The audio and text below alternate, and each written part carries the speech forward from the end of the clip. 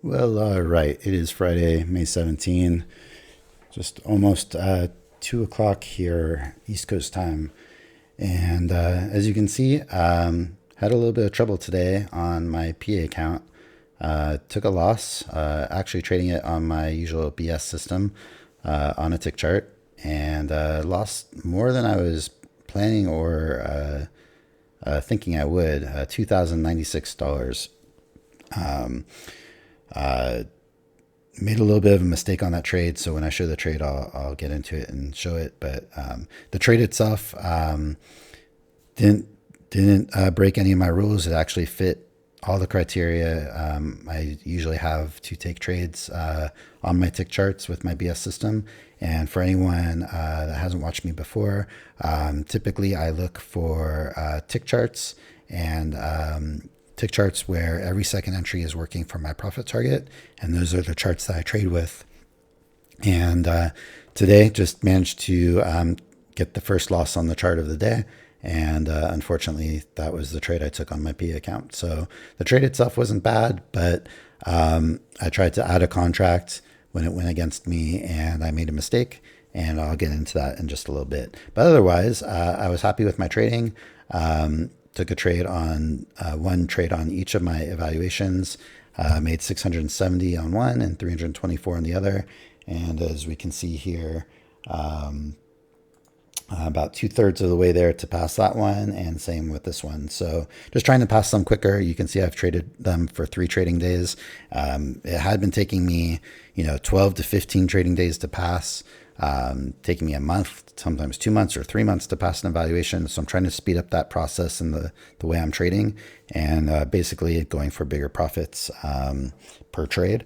And on PA10, I didn't blow it up, but pretty close. A little bit less than 400 drawdown left. So we'll see if I can spend some time working on that. But in the meantime, I'm hoping to pass a couple of these evaluations, and then I'll also use the 90%. I'm sure most of you know 90% discount is now going on with Apex until Monday at midnight. So you can use this code or any other. I can't use my own code, but you can if you choose to. And I appreciate if you do, anyone that does. Whether you use mine or not, just make sure you use a code if you're buying any evaluations from Apex. And there's, all these new rules and everything that got released. I'll get into that a little bit at the end of this video, but I want to get into the trades first. But I will use the 90% discount and get some more accounts on Monday. And then the rest of these accounts that are currently in admin will be coming back on in just another week or so, week or two, most of them, I think. And so those will be recurring for 80% off. I think I'll leave those. I won't cancel them yet, just in case, but we'll see what happens with the 90%, and go from there. So yeah, really, I think that the real reason for the discount was the distraction from the rules. That's my opinion. But I'll get into that in a little bit. Also, they're running the just for the 250K account only. You can buy that at the 50K price. And if you do pass it by the end of this month, then you'll pay a one-time $85 lifetime fee, and you'll have that account. So that's the other promotion that runs until the end of the month, separate from the 90% discount. So having said all that, let's get into the trades. Oh, one last thing, 7 and 2 for the week, 78%.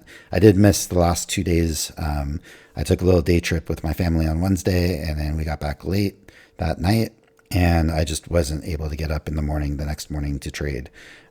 So 2 days in a row where I didn't trade, and today was my first day back. So let's get into the trades. Let me show you what I did here, and then we could get into the rest of the discussion about Apex and the rules and whatnot. I'll try to keep it brief.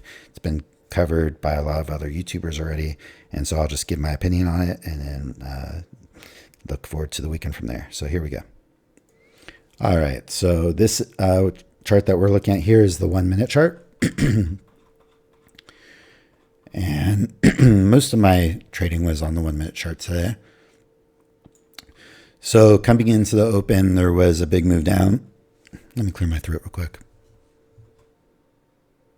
All right, so coming into the open, there was a big move down, and then right at 6:30, it pushed here. The way I was seeing the market, let me see. I think this was the candle right at 6:30. The way I was seeing the market right as it was opening, I kind of looked at it like this was the range, and I wanted to make sure. Oh, I don't have my marks on. Let me turn my marks on. All right, here we go. Got the proper account. So this I took on account evaluation 40, and basically this was, by the time I entered the trade, it was 5 minutes after the opening. Now, just to quickly touch on the rules, I guess while we're talking about the orb, I took this trade at 9:35 Eastern, 6:35 in the morning, 5 minutes after the open. Is that still the morning open trade? Because that's what they refer to it as, the morning open, the morning orb, whatever. Does 5 minutes after still count? Gray zone, right? I did this on an evaluation, so I don't think the rules matter for the evaluation anyway, just like they never really have in terms of consistency or anything else.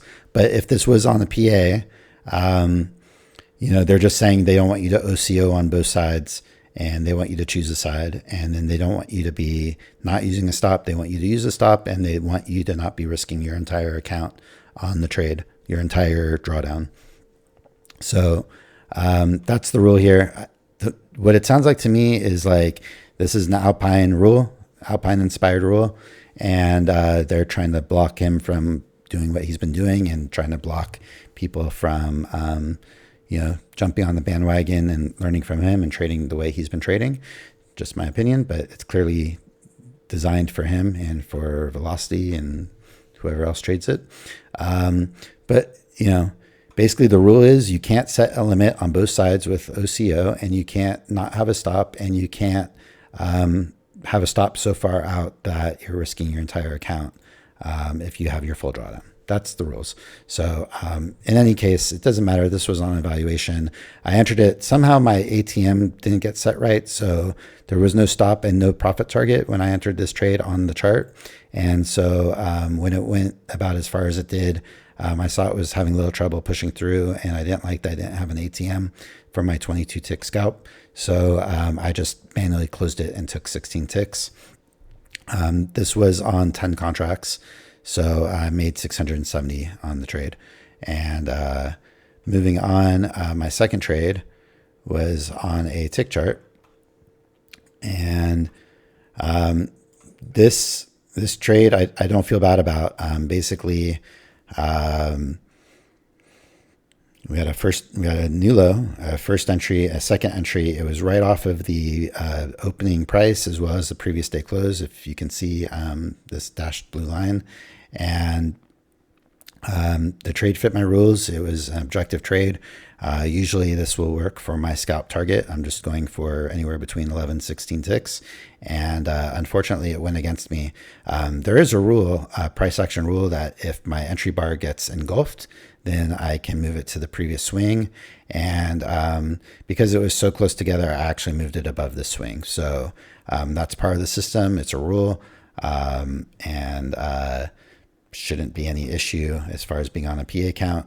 I did when the trade went up here and this candle started pushing down, my stop was still in place, and I did try to add one contract here, but I made a mistake because this was still set to this ATM, which was set to a quantity of 4 contracts, 25 ticks. I have another version of this that is exactly the same, but it's for 1 contract. And I thought I was set on this ATM when I chose to add a contract, and instead I was on the one that says 4.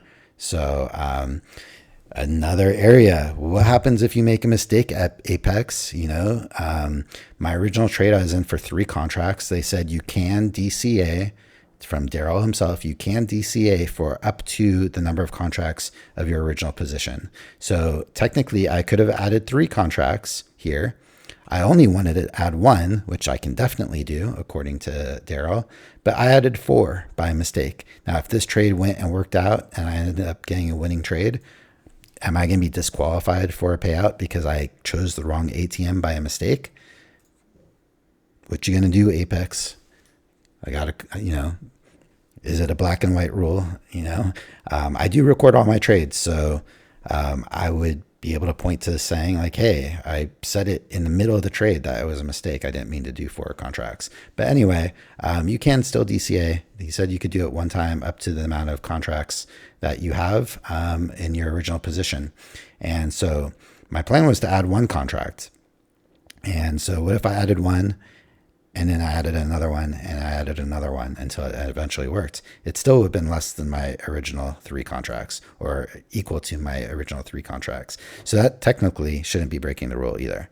But then are they going to get me on the stop rule and not being 3-1 or moving my stop or whatever they're going to say?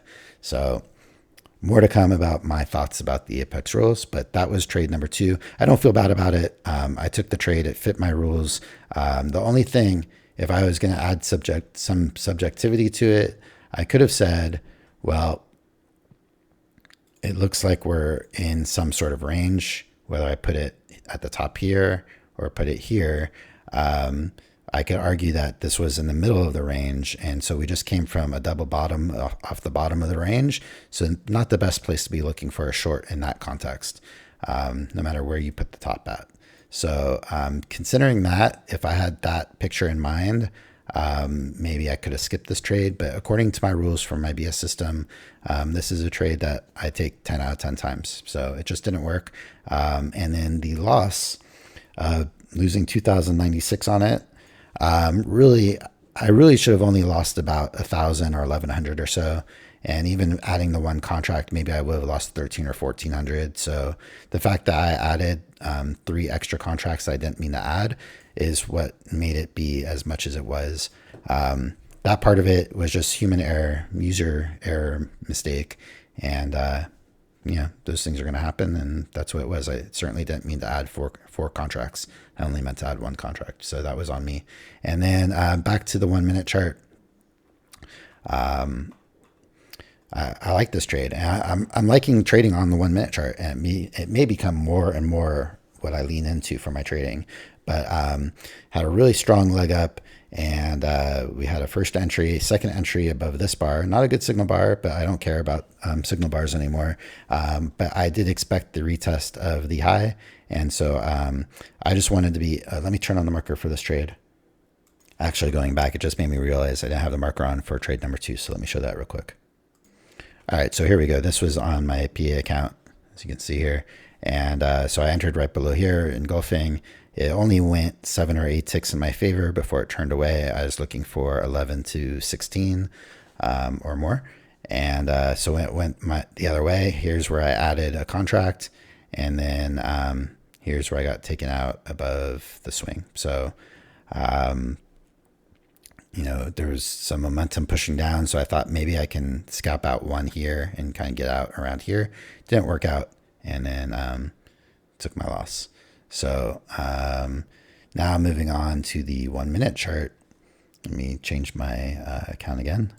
All right, so here we go, and now you can see this. So this is my loss was over here, and then first entry, second entry, I entered here, just buying the bid. And my whole game plan was to just get out before the top of here. I was really just going for a retest of the high here.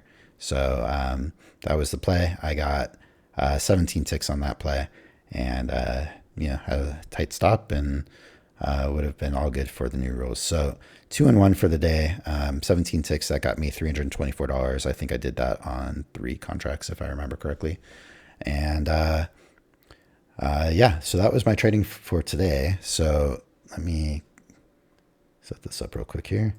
All right. So, and then you can see after my, my third trade, my last trade of the day, the other thing I'd mention is I had to get my daughter up for school today and take her to school. So I stopped at 8 a.m. my time, 11 Eastern, and I was gone for about an hour and 15 minutes. So I didn't trade any of this Basically, I stopped when we were still in this range right after my trade, and I wasn't around for any of this, and came back somewhere in this neighborhood, and then just didn't see any trades, no setups for me until the time I stopped around 10:30 here. So that was my trading day.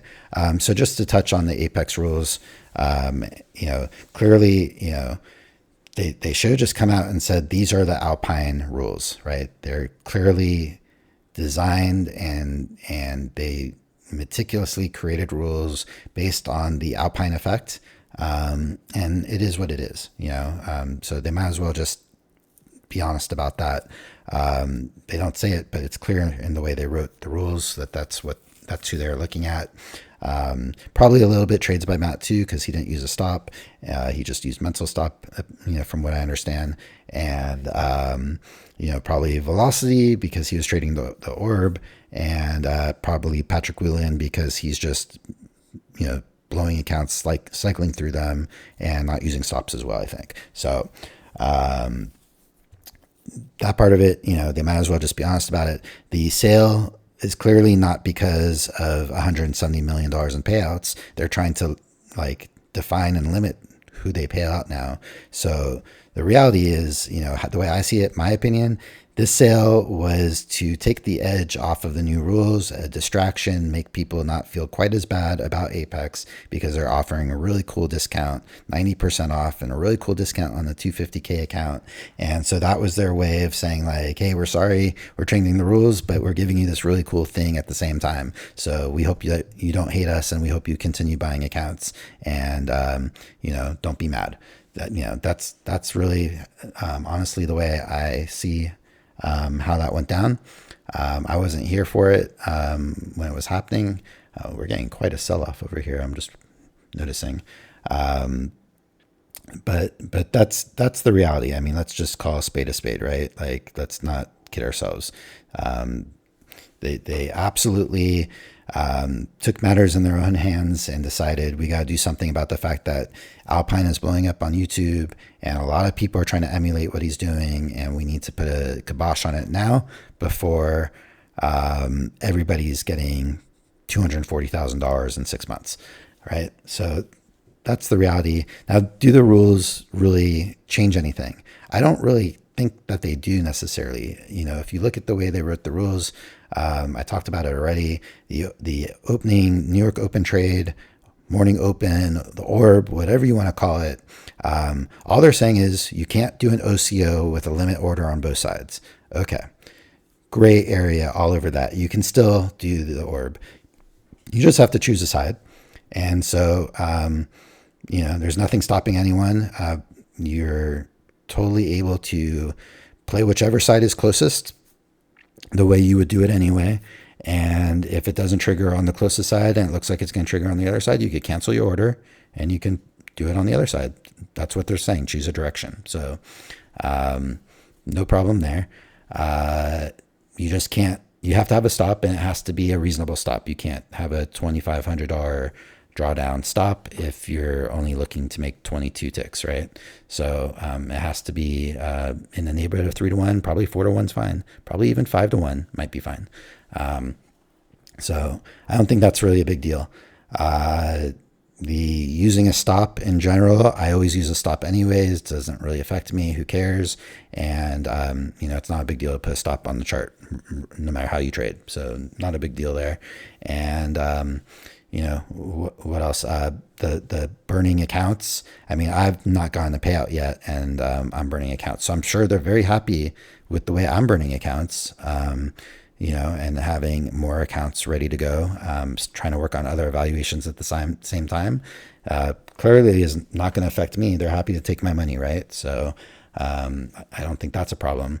And so I think really overall, nothing's changed. I think they're just trying to contain the Alpine effect and contain the influence that he's had on a lot of people. And it's really just them admitting that Alpine cracked the code of Apex, right? They were very lenient with their rules this whole time. And that's the thing. This is the one thing I want to touch on.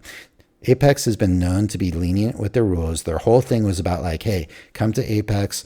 We're the ones that have the most payouts and make it the simplest. We're not trying to do a catch you and make you break a rule so that you lose your account. We're trying to make our rules simple, and so that you can understand the rules, and it's black and white whether you broke a rule or not. And the way they had done that before was the 30% consistency rule is very clear what 30% consistency is, yes or no. And then they would give you a little bit of wiggly room, gray area. If you're a little bit over, they would still pass you. Okay, they'd still approve your payout. And you couldn't flip for more than 2 out of 10 days if you only traded 10 days. But it was a 20% rule. You can only flip 2 out of 10 days to be able to qualify for a payout. Otherwise, just reach the target before you hit your drawdown.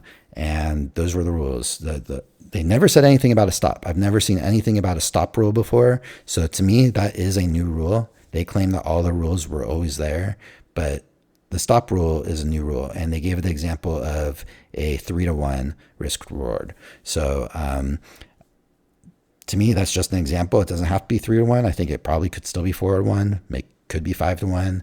I think they just want to see on average your losers are not like mine today versus your winners. Now, this is probably not going to come into play because it's a real long shot for me to bring this account back and qualify it for a payout. So it's not going to matter anyway. And, are they going to... Are they going to refund this account because I broke that rule? Are they going to put it back to where it was before the loss or before I added 4 contracts? No. So it works in their favor, but not in ours, and that's their edge. And it's the same thing with payout windows. They have payout windows because it's their edge to have payout windows, because if you're on a monthly fee, and they can hold up your payout so that the next 10-day period, you won't have enough days before they can qualify you or approve you for the payout. And so if you're paying monthly, that's another advantage that they have over you as a monthly subscriber on your PA account, that they can wait to approve you, and then you don't have the 10 days before the next payout window. And so that is also, just another thing that they have the advantage. So everyone just needs to understand what the rules are, understand that all prop firms have these advantages built in, for them to be able to run their business. And I really, there's always speculation about whether it's a money issue with them. Do they not have enough money? It's hard to imagine that they don't have enough money. If you do the math on the accounts and how many users they have, and how many accounts are being bought, there's no way they shouldn't have the money unless something nefarious is happening with the money behind the scenes and it's being taken out of the company. Otherwise, that shouldn't be an issue. And I really, to me, I think overall, it's obviously not going to affect me. I don't even have any payouts yet. So I'm just working on trying to get a payout.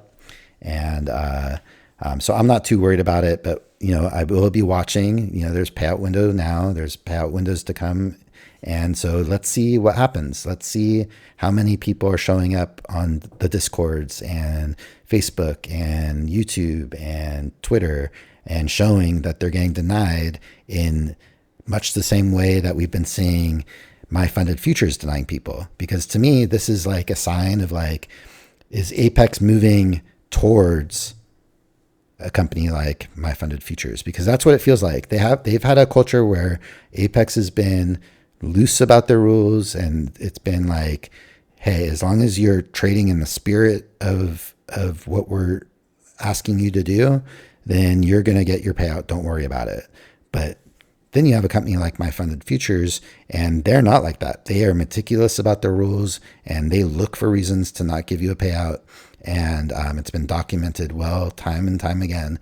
And so they're a new company, and that's been their culture from the beginning, that they really check every single detail of your trades to make sure that you will fit their requirements. Apex has never done that before. So Apex never had the system in place to do it, the infrastructure in place to do it, and now they claim that they do. To me, it's more of a threat and saying, hey, we're watching now, and so if you give us a reason to deny you, we will. But I think it's more of like a slap on the hand and a threat, like trade within the rules. And I think the payouts won't get too affected. That's my opinion. But we'll watch, we'll know. We're all in the Discords, we're all on social media, and we'll see what people report back. And if they're denying payouts in much the same fashion that my funded futures has been seen to deny payouts, then maybe Apex won't be the company that they've been the past couple of years, right? And we'll have to, decide what we want to do from there. But right now, I'm not dissing Apex. I think they're doing what they feel like they have to do. I don't know why they didn't just contact Alpine on the side, contact Matt on the side. They have their information.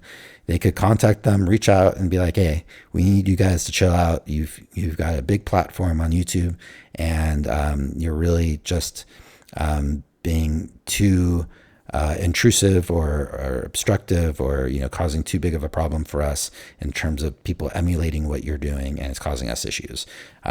They could have handled it that way. Instead, they decided to pretend like it's not about them, or to not say it specifically, but write rules specifically for them, and it affects all of us. And so for anyone that's trying to emulate what they've been doing, adjust. That's all we got to do. Just trading prop firms to start with, you have to adjust your trading to trade with prop firms with trailing drawdown and 30% rule and all these things we have to adjust anyways. So, wow, this thing is really selling off. I was thinking it was a failed breakout up here, and so it really is a failed breakout is what it's looking like. Anyway, that's the story. That's my take on it, and we'll just have to see how it plays out from here in terms of the rules, and go from there and decide how we want to deal with it. But for me, I'm just going to adjust where and how I need to. I really don't have to make too many adjustments, honestly. And really, my only adjustment I need to make is being able to get to a payout and avoid losses like this, and keep moving forward, keep staying positive, and keep trying to do my thing. So appreciate everyone that's watched. That was my 2 cents on the whole thing. And I'm sure there'll be more discussion in the week to come. I talked about it a bit in my stream as well. If you go and check that out, I do live stream every day at 10 Eastern. I'm considering starting my stream before the open now, because there's no reason to not show. If I'm trading at the open, there's no reason to not show, because it's all out there. So I'll follow the rules on my PA accounts, and I'll trade the way we've always traded on our evaluations and go from there. So 2-on-1 for today. Disappointing on the PA. 2/3 of the way there on these 2 evaluations. I'll add some evaluations for 90% off on Monday. Maybe I'll wait towards after the trading session, and see how I do, and decide how many accounts I want, so that I'll buy those accounts before the day is over. And so we'll see what happens. But yeah, I'm now 18-3 on the orb, 86%. I'm going to continue to trade it on the evaluations for sure. And then, I'll probably trade it on the PAs too, and just make sure I'm trading it appropriately for the rules. 7-2 week, and 225 wins, 53 losses on the year, 81% still. And it's been where I've been at, and coming up on 300 trades for the year. So a nice number of trades for me, given my history. So I think I've said it all. It's a longer video than I was intending. Thanks for watching. Hope you had a good trading day, good trading week. And I'll be back at it on Monday. Thanks for joining me. Thanks for the likes and subscribes. I appreciate it. And let's just get our shit together and be ready for Monday. All right, I'm out of here.